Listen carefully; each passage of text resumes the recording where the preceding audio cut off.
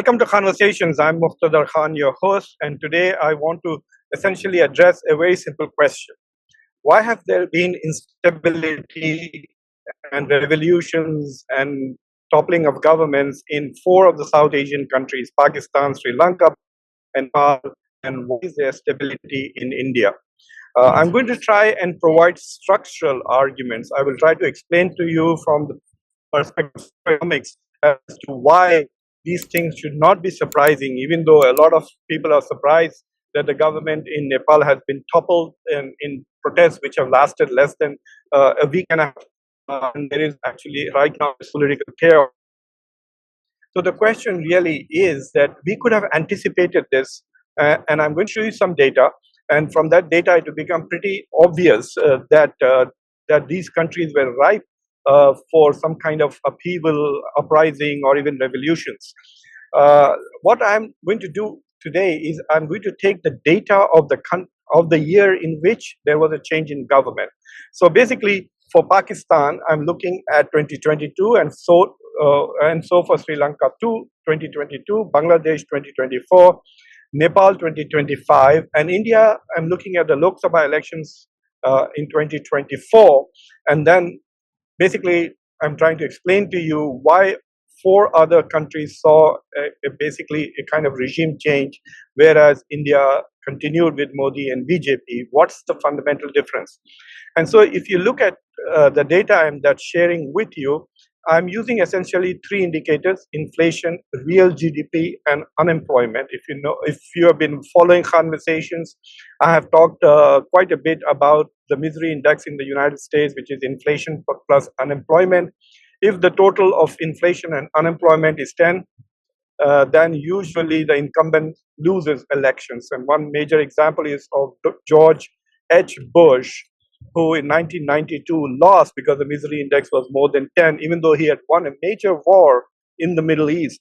So even after winning a war, Bush lost the election to Bill Clinton because the misery index was high, unemployment was high, and so was inflation. So if you look at the data that I have here for Pakistan in 2022, inflation was nearly 20%, 19.9, and unemployment was 6.2. So you're looking at a misery index of 25, whereas the real GDP growth was about 6.2%, which is okay for moderate for a small economy like Pakistan. Smaller economies need to have higher growth rate, especially if they are developing economies or low-income economies like Pakistan.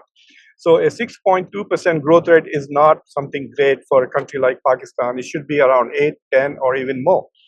If you look at Sri Lanka in 2022, when there was this mass protest which overthrew the government, the inflation was close to 50%, 49.7, and unemployment was 4.7. So you're looking at a misery index of nearly 55, my God. And the GDP growth was negative 7.4. The reason why I'm adding a GDP growth to the misery index is because I'm making the argument that even if there's unemployment and even if there is inflation and things are expensive, the cost of living is going up, if the economy is doing well and if the economy is growing at a rapid pace, then there is hope that, okay, I don't have a job today, but I'm going to get one tomorrow, because the economy is growing and there's new investments coming in, and there is investments both domestic and foreign.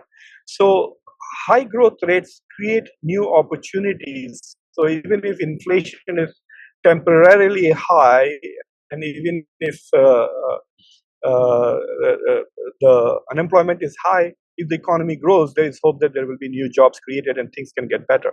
That's why I'm adding the real GDP growth. So if you look at Bangladesh, again, the middle 15, it was growing to 10, that did not generate. If you look at India, too, so if you use the American benchmark,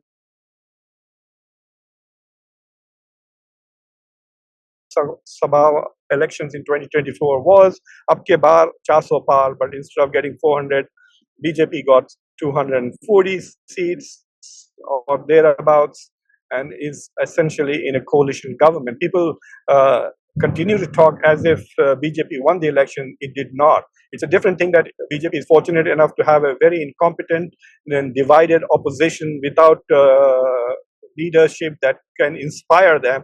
That's probably one of the reasons why they got to 240, because the numbers are not very good. The only good number was the growth number, that was 7.3, which kind of moderated the negative impact of the misery index, which was 9.2 for India. And Nepal, of course, you can see it is again like Bangladesh, exactly 15% misery index, with a growth rate which was even less than Bangladesh's last year. So it is, if you look at these numbers scream at me that why are you surprised that there is uprising, unhappiness, etc.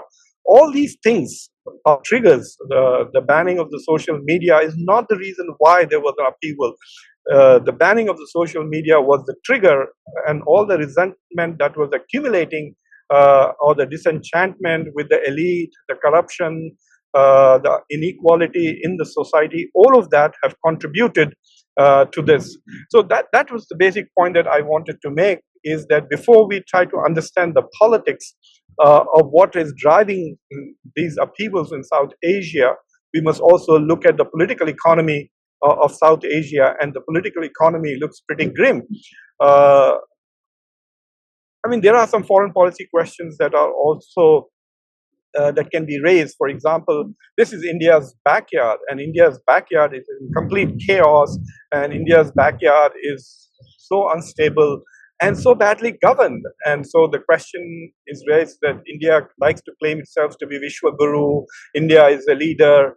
What has India taught to its neighbors in South Asia? We will leave that question for some other day, but for today, it is enough to understand that the fundamentals of the economies of these countries are so fragile that that upheaval and political turmoil seems to be inevitable. So anyway, thank you for watching Khanversations. So don't forget to subscribe to the channel, like this video, press the bell icon, and also share this video with your socio-political network. Until next time, I'm your host, Muqtedar Khan. Take care.